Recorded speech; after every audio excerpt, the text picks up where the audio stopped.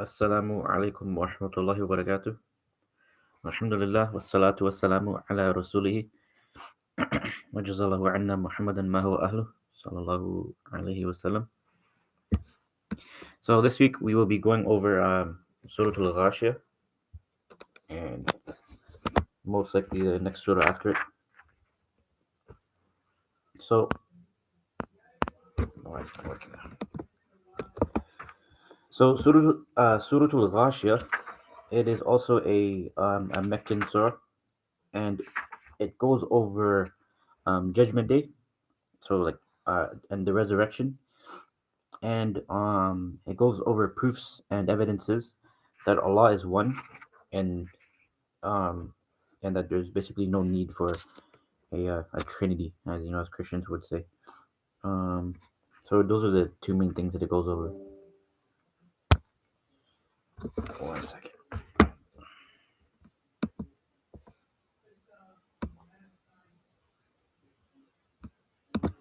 Okay.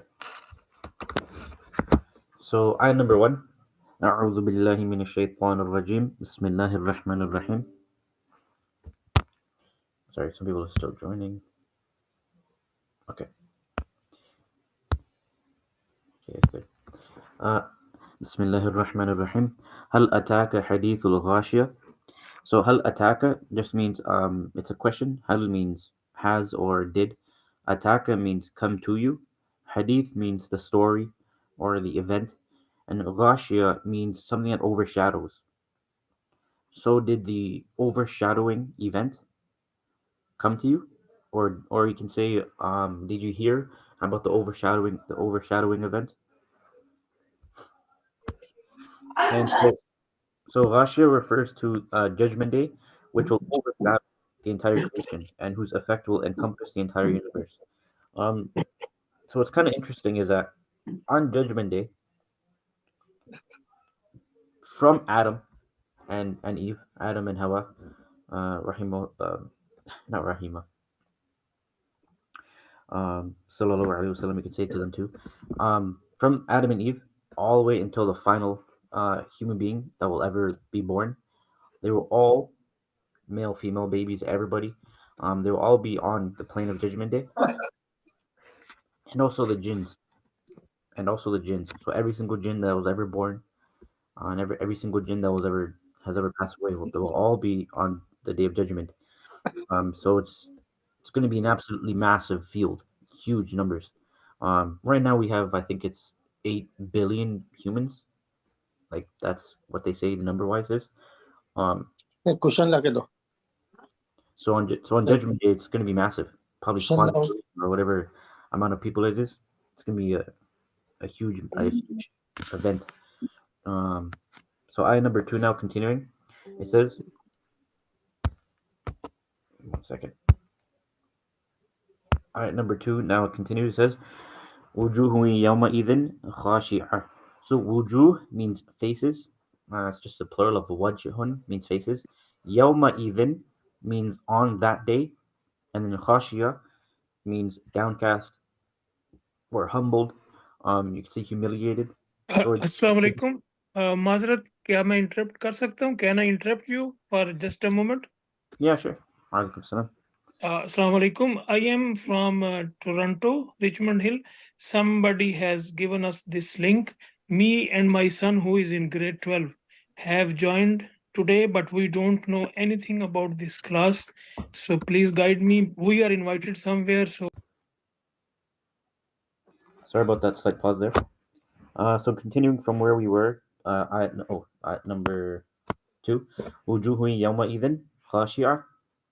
So khashia means downcast, humbled. So faces on that day will be humbled, or they will be looking down. Ayat number 3, amilatun nasiba. So amila means working, or you could say toiling. From like when someone like you work your 9 to 5 and you're just overtired, that is amila. Like you're a worker and you're worn out. Um, and then nasiba is also another description. So amila is working, and then nasiba would mean that the worn out, exhausted. So they are working out and exhausted. So it is describing the face of the people who have endured hardships, um, on like in this life, and those who have also endured hardships. Basically, people who endured a lot of hardships in this life, um, and their faces then and the hereafter, they'll be looking down. So some scholars are of the opinion that the words toiling and worn out refer to this world, and there are many people in this world who become tired and worn out because of their endless toiling. And so I was just reading, actually, there was one of the companions, I'm forgetting his name. He said that he was traveling and he met a Christian back then, during when Islam was still in its early era. And so the Christian became very old and was tired and basically just worn out. For to repeat that word again, and he said that he felt bad for the Christian because he had done so much to please God and to make God happy, um, like worshiping Him and doing everything that he possibly could, that he was exhausted. But at the end of the day, he was still a Christian. He didn't accept Islam, and so like his effort was in vain, sorta, if you want to put it that way. So ayat number 4 now. Tasla narun hamia. So tasla means, you could say thrown into or falling. Narun means fire, and hamia just means blazing. So it's just it is describing the fire. So falling into a blazing fire or thrown into a blazing fire. At number 5, tusqa min aynin aniya. So tusqa means made to drink. Like when you just offer someone a water bottle, like, oh, here, like you're giving them something. That is tusqa. So you're giving them a drink. Um, Tusqa literally means to give a drink, like to quench someone's thirst. And then min means from. Ain here means a spring, as we went over a couple of weeks ago. Um, and then ania means boiling. So instead of like just ordinary water that quenches your thirst, they will be given boiling water, which is obviously going to scald their esophagus, scald their throat, and it's going to burn them from the inside. So it's an additional punishment, right? Continuing now. Laisa lahum ta'amun illa min dhari'. So the full translation, I'll break it down after, is that they will have no food except from dhari'. So laisa lahum means, let me show you with the mouse. So laisa lahum means that they will not have, well, like nothing. Lahum is for them, so they will not have. Ta'am is food, so they're not going to have any food. Illa, except min dhari'. So they're not going to be able to eat anything except from the thing called dhari'. And dhari' is a thorny plant. I guess you could say a cactus, something similar to a cactus. And so this thorny tree, cactus type of thing, it is a bitter. It is more bitter than aloe. Aloe, like that leafy plant that people use. It's worse smelling than a corpse, and it's hotter than a fire. So it has three descriptions: that it's bitter, more bitter to taste than an aloe. It's more foul in smelling. It's more wretched in smelling than a corpse, and it's hotter than a fire. So it's like it's an abomination to be drinking. Ayat number 7 now. La yusminu wala yughni min ju'. So la yusminu means, so ladir is, when we know when they're made to drink it, it is not going to be yusminu, which is means that it is not going to nourish them. Wala yughni, nor will it satisfy min ju', hunger. So when you're hungry, you can drink water and it would help a little bit uh, of the hunger that you're feeling. But this boiling, disgusting thing that these guys would be drinking, it's not going to nourish them the same way water would for us, nor is it going to satisfy the pain of the hunger that they're feeling. So it's like futile, right? لا يسمن ولا يغني من جوع. Ayat number 8. وجوه يومئذ ناعمة. So similar to the previous the ayah a few back.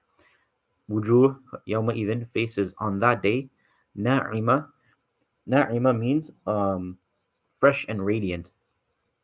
So originally it was talking about the people who did a lot in this world, and they maybe committed a lot of sins, so they end up having to, Muslim and non-Muslim, so they end up having to be punished in the hellfire. That their faces are going to be kind of blackened and they're going to be downcast. So now Allah is describing um, good people, Muslims and people who had strived to make Allah happy. So once again, na'ima means fresh and radiant, or exuberant, brilliant, right? Ayat number 9. لِسَعْيِهَا رَاضِيَةٌ. So لِسَعْيِهَا means that they will be so sa'i basically means something that you strive for, that you put effort into achieving a goal in life that you have. So radiya means happy, pleased. So it says that the translation is that one, the faces on that day, that they'll be happy. Why? Because they're pleased, lisa'iha, because of their achievement, the thing that they strove for.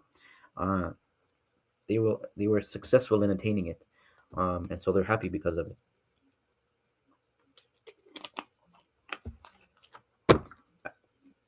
Ayat number 10. Fi jannatin 'aliyah. So this one is a little easier. So one, it's saying that their faces are going to be exuberant. Two, it's saying that they're happy because of the goal that they were successful in achieving, and they will be fi jannatin 'aliyah. They will be in a lofty garden. So Jannah is a garden, or just Jannah, and 'aliyah means it's lofty, it's raised, um, right? Like it's like, whoa, it's all the way up there. It's beautiful. So they will be in lofty garden, or in a lofty garden. لا تسمع فيها لاغية. Pardon me. So la tasma'u means that they will not hear, well, they will not listen. Fiha, inside of it, meaning the Jannah. Laghiya, vain talk, or you can say foolishness. Or in Urdu, I think they say bakwas, right? Like things just like it's just like why are you saying it to me? Just vain talk. So everything, all of the conversations you have in Jannah will be in addition to the pleasure that the happiness that you're feeling. And you see that even here on this world. Sometimes you have conversations with people, and they're very boring. It's like, oh, I just want to go home. Please stop talking. But then you have other conversations with people, and like you learn so much, and you feel happy because of the conversation. It's like, whoa, like that was such a good conversation. So in Jannah, that's how it's going to be. You're not going to feel bored out of your mind because someone's talking so much like me. It'll be a beneficial talk. So ayat number 12 now. Fiha ainun jariya. So fiha means in it. Ainun once again means springs, and then jariya means flowing. Jariya means flowing. Hold on a second.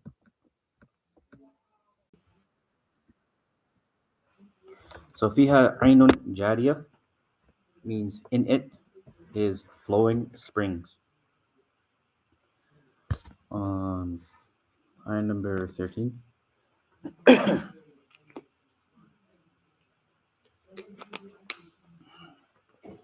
Ayah number 13. Fiha in it sururum marfu'a. So surur is a plural word meaning couches. So I believe the singular is sarir. So surur means couches. Marfu'a means high or raised. I can see lofty once again. It's another synonym of aliyah. Um, so in it is raised couches. So it's more comfy. So instead of people sitting on the ground, they will be sitting on comfy couches. At number 14. Number 14. وأكواب موضوعة. So أكواب means plates, cups. Sorry. So wa means and أكواب موضوعة. You could say placed. So and placed cups. And so basically, Allah is trying to um, describe a scenario, right? So you have the people who, their faces are exuberant, right? That they're happy with what they successfully achieve. That they're going to be in gardens, and these gardens, they're not going to be hearing any. Or people are not going to hear any vain talk in these gardens. So it's all a visualization they can put together, and so it's saying that the people will be sitting on these lofty chairs, right? They're going to be basically seeing springs around them, and so the reason I'm trying to describe it now is it seems kind of random. وأكواب موضوعة, like placed cups. So it's a level of fanciness, right? And so sometimes you guys ever see it on like maybe a YouTube video or something, those big castles when people walk in and they go sit on the chair, and you have like the maids come and they'll bring like a water bottle, very fancy like this, and they place it on a cup coaster. It's kind of like that. So Allah is saying that the people are going to be reclined in their couches that are comfy. These couches are high, and the people are going to come and basically put cups and present cups to them. So it's a level of honor, right? It's like this person is our guest, and so we are taking care of him, fulfilling his needs. You're thirsty, here's a drink. You're hungry, here's food, etc. Right? So they're gonna come and put these cups on a coaster. Coasters are sometimes, if you ever drink tea, you put the teacup on it. It's like those little round things, coasters. So it's kind of like that. It's placed cups, just to describe that a bit. Ayat number 15. وَنَمَارِقُ مَصْفُوفَةً. So masfufa means organized or arranged, put into a particular pattern. And namariq means cushions. So you have your couch and the cushions are there. So it's designed in a way that brings happiness to you, right? I think I said it before that many times when you're eating food, you they say in the chef world that people eat with their eyes first, right? So when you see a couch and you're like, whoa, that couch looks pretty, it's attractive to you, and now you want to go sit on it, and then it's comfy. It's basically it's pleasure upon pleasure upon pleasure. So it's just compounded, right? So everything around you is going to be basically adding to the level of comfort and happiness that these people will be experiencing. All right, number 16. وَزَرَابِيُّ مَبْثُوثَةٌ. So mabthutha means spread out, and zarabi means velvety carpets. So you can kind of visualize like how everything is playing out right now. So there's gonna be couches. The couches are gonna have cushions, and then obviously underneath the couches are gonna be velvety carpets that are comfy on your feet. So it's like a movie. You can kind of visualize it the way Allah is describing everything, right? So it's beautiful, and it's just compounded pleasure. So now, in the next ayah, Allah shifts the topic, and he asks us a question. He says, "Afala yanzuruna ila al-ibli?" Afala yanzurun means, and do they not look ila al-ibl, towards the camel? Kaifa khuliqat? Kaifa khuliq, kaifa khuliqat means how it was created. So do you not see how beautiful and astonishing the camel is in its creation? And so you might think like, well, this seems kind of strange, but the way the camels are built, like anatomically, is really cool. If you guys want to Google it later, it's really interesting. Even if you guys ever see a video, the way they go to sit down is different. So if I remember correctly, they have almost like an additional appendage or an additional like kneecap. So they'll stand up and then they'll go on that one, and then their back legs will go down, and then they'll go forward again. And then obviously you have the camel has its humps and everything, and they're able to, like, I right now will drink water, but then maybe in a couple hours I'm gonna get thirsty again. But camels, when they drink water, they have some sort of a system where they can drink water and then put water into like a certain area within their body and hold it there.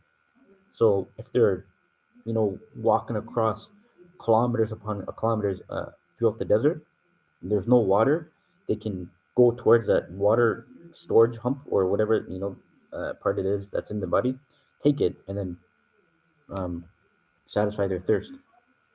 So it's really cool, like, the way they are designed. Even their eyes, I believe. Um, sometimes as humans we need glasses.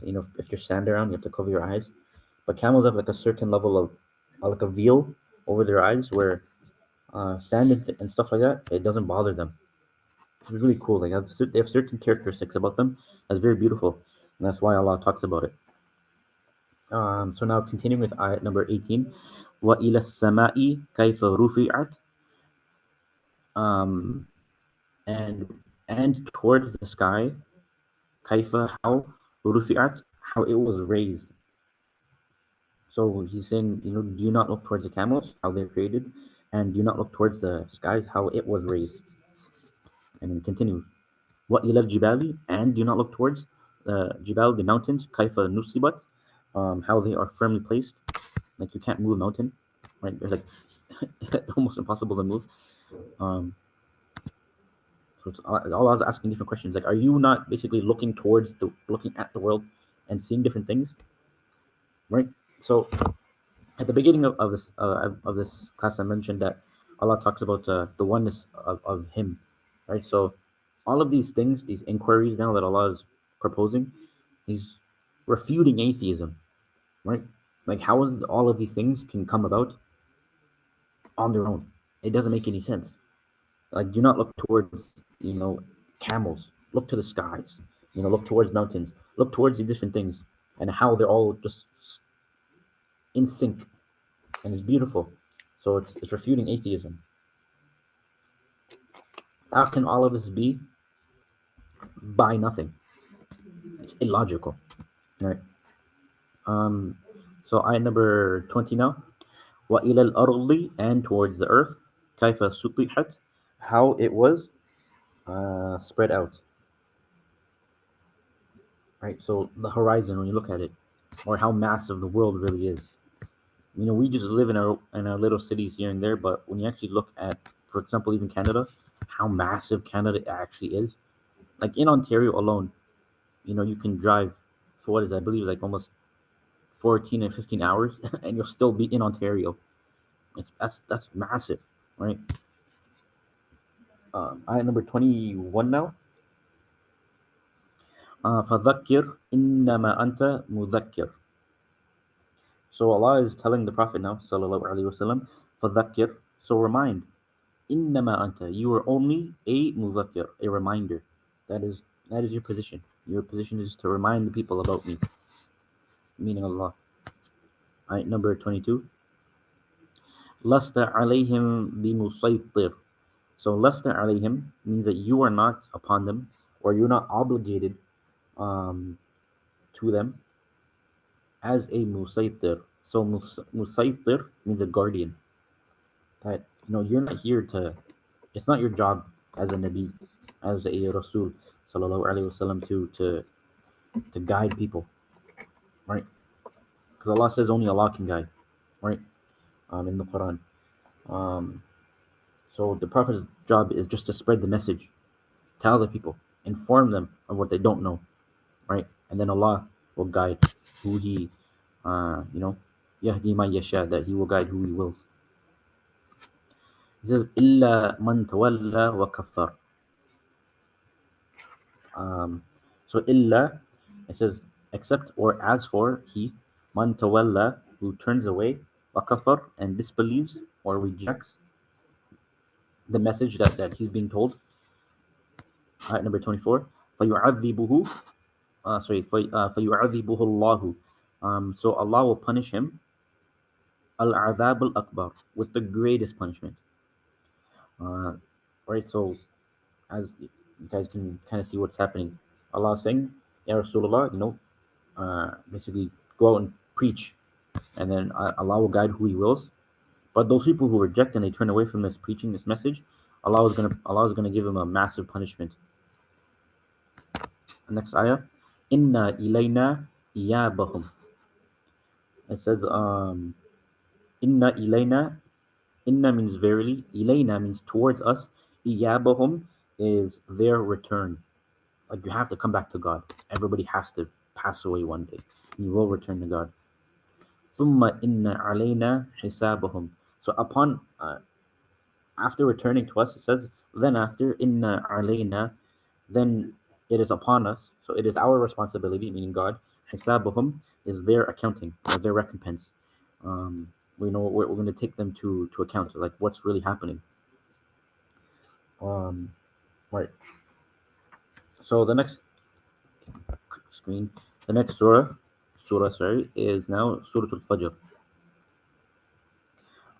So this thing talks about a couple of different things. The surah, it talks about the stories of some nations who rejected Allah's messenger, and Samud, Pharaoh's people. It also talks about how Allah has it is Allah's norm, or you could say Allah's habit, where He tests us human beings, with different various things, happiness, sadness, wealth, sickness, right? And the third topic it talks about is also the terrors and the miseries of the afterlife. And this surah is a Meccan surah. So starting off, it says, Bismillah ar-Rahman ar-Rahim, Wal Fajr.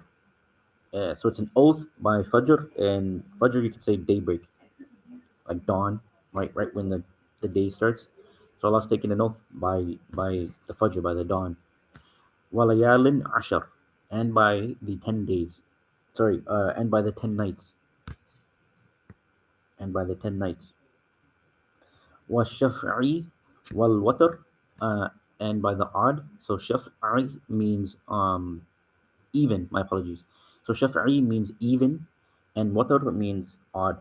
So I swear by the even and the odd. So this could be for referring to like Ramadan, for example, the last 10 days, right? Like some say that it's the even nights that you'll find that one particular day that I'm forgetting, or the one night I'm forgetting what it's called. My apologies. But within the last 10 nights of Ramadan, you search for that one particular night. So some say it's the odd nights. Some will say, oh, it's actually the even nights. Um, but generally it's within the last 10, right? Ayat number 4, وَاللَّيْلِ إِذَا يَسَرْ, and I swear, meaning Allah, I swear by the night, إِذَا when, يَسَرْ, when traveling. So it refers to,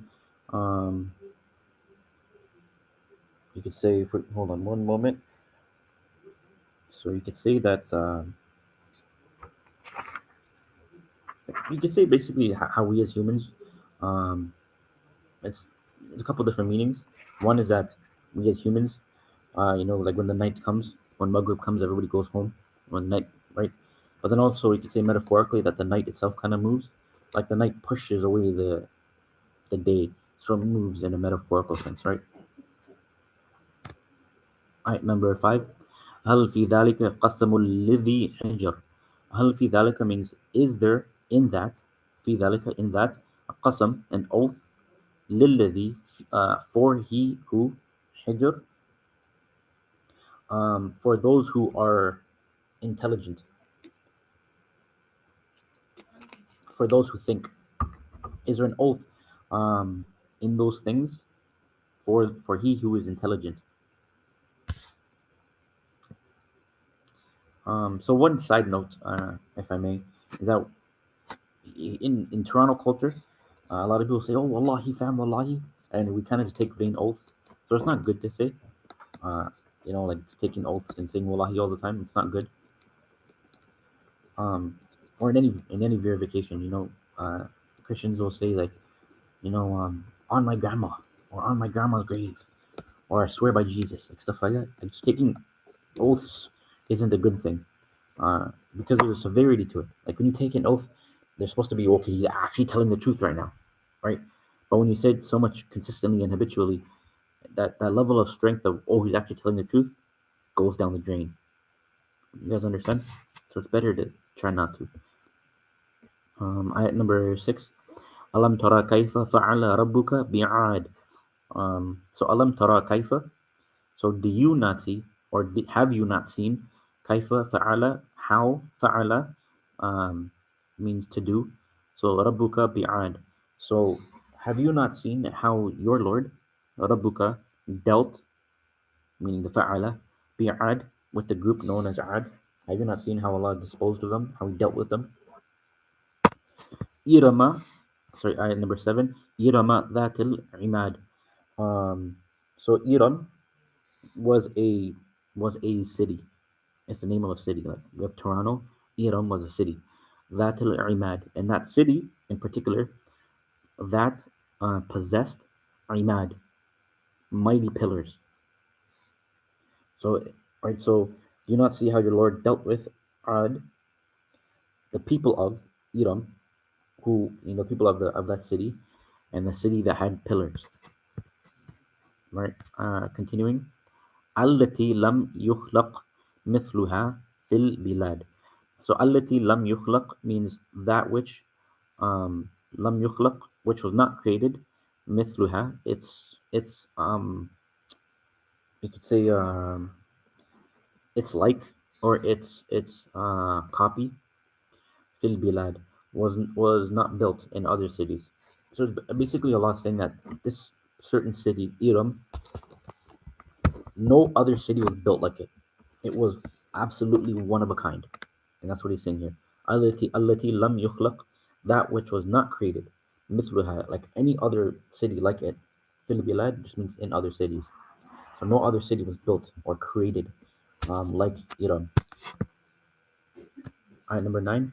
وَثَمُودَ الَّذِينَ جَابُوا الصَّخْرَ بِالْوَادِ.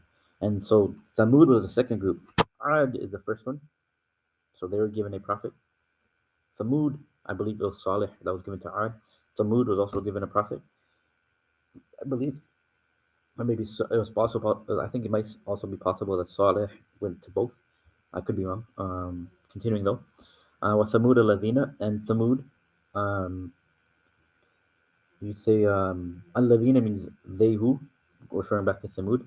Jabu Sakhra. So Jabu means to carve, means to like carve something.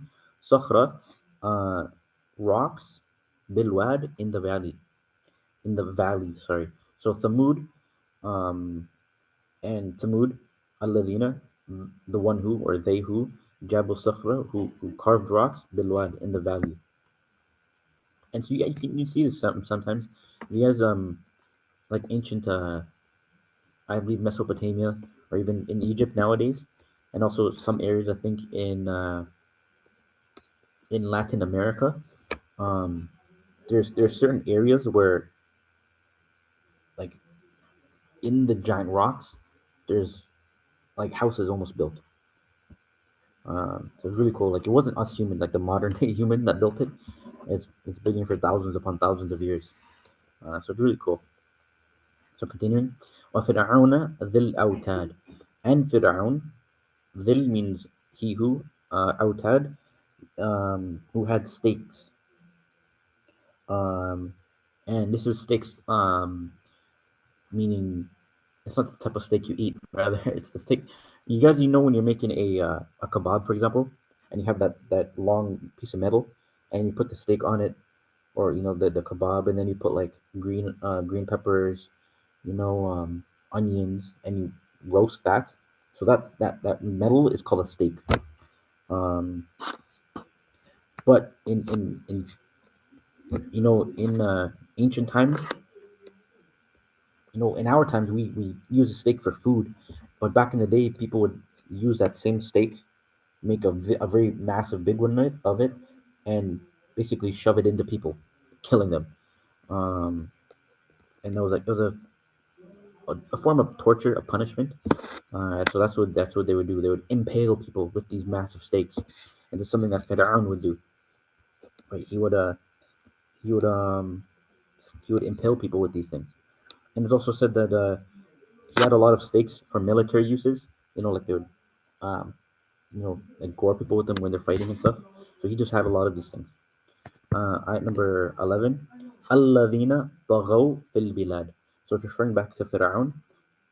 Um, sorry, it's referring back to Ad, Samud, and Fir'aun, all three of them. It's saying Alladhina, they who, or all of them, taghaw, that they transgressed fil bilad, in the cities.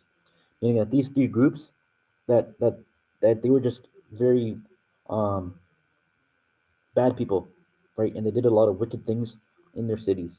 They did things wicked, to themselves, to other people, and they transgressed the boundaries that of their Sharia. Ayat number 12 now, continuing. فَأَكْثَرُوا فِيهَا الْفَسَادِ. And they increased in it, meaning in their cities, al-fasad, corruption. So it was compounded corruption. That's the only thing they did was evil upon evil upon evil. فَأَكْثَرُوا, and they increased فِيهَا الْفَسَادِ, in it, the cities, corruption. فَصَبَّ عَلَيْهِمْ رَبُّكَ سَوْطَ عَذَابٍ. Um, so sabba, you could say unleashed, or let loose, alayhim, upon them, rabbuka, which means your Lord, sawta adab. Sawt, you could say, is a lash, like a whip, and then adab is a punishment. So your Lord um, unleashed upon them a whip, or a lash of punishment. Um, and so um, No, I'll just continue. Ayat number 14. Inna rabbaka labil mirsad. So it says, in verily, rabbaka, your Lord, labil mirsad, is lying in wait. Um, so Allah is basically being patient. Um, you could say even for people nowadays, to do that exact same thing. That if the people do not, return to Allah and make tawbah and start doing better, then a similar lash, or maybe possibly the same lash, is going to come upon us. Doing the better. And He's giving people time to see what they'll do, to see what we will do. So another ayah continues. And the next couple of ayats are actually really interesting because they show a level of how we as humans operate psychologically. So it's really, really interesting the way we behave when certain things happen to us. Ayah number 15. فَأَمَّا الْإِنسَانُ إِذَا مَا ابْتَلَاهُ رَبُّهُ فَأَكْرَمَهُ.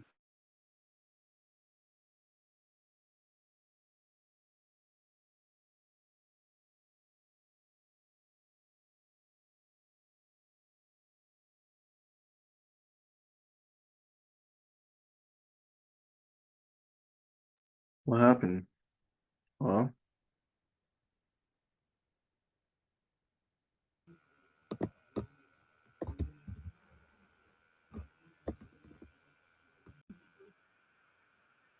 So to break it down now, it says فَأَمَّا الْإِنسَانُ. So فَأَمَّا الْإِنسَان means so as for insan, the people, إِذَا مَبْتَلَاهُ.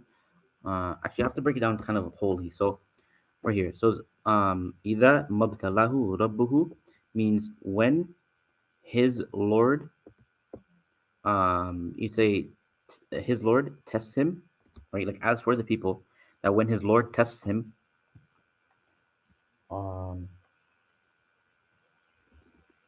one second. Yeah. So when his Lord tests him, فَأَكْرَمَهُ, and he honors him, وَنَعَّمَهُ, and he bestows bounties upon him, فَيَقُولُ رَبِّي أَكْرَمَنِ. So basically, many times nowadays, Allah will bless us with things. We'll end soon. Allah will bless us with many things, wealth, maybe a lot of children. We're massive in strength, we're very strong, whatever, basically, nice car, whatever it is. or even honor. You notice that every time someone's around you, they show you a lot of respect. That is a test for us, right? Because are you going to become arrogant and cocky because people have a level of respect for you, or are you going to remain humble and remember that it was Allah that bestowed that honor to you, right? So Allah is saying, "Mabtalahu rabbuhu," that when we are tested with this, we are honored, and Allah gives us His bounties. That we as humans we say, "Rabbi akraman," that my Lord has surely honored me, and there's a level of um, gratitude that is there, but it's also a level of ostentation that is there, that we say to ourselves, "Oh look, my Allah honored me. Allah honored me." It's ego, right? We'll do maybe another ayah or two. So now on the flip side of that, though, right, that Allah gave us bounties and sustenance. The next one now, the reverse side, He says, وَأَمَّا إِذَا مَبْتَلَاهُ فَقَدَرَ عَلَيْهِ رِزْقًا فَيَقُولُ رَبِّي أَهَانًا.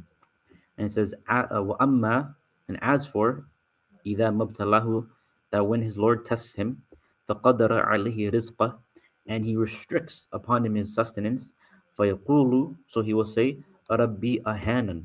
He says, Rabbi Ahanan means my Lord has disgraced me.